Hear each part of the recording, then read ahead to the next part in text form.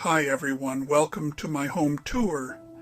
Today I'll show you around my house and describe each room. Let's start with the living room. This is where I relax and watch TV.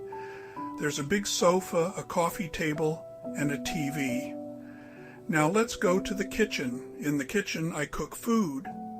There's a fridge, a stove, and some cabinets. I also have a small dining table here.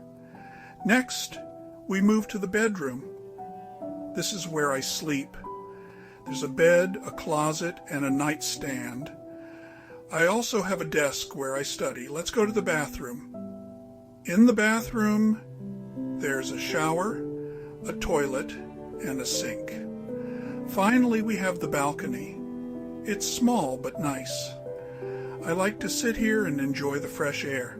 That's it for my home tour. I hope you enjoyed it and learned some new words. Thanks for watching. See you next time. Bye.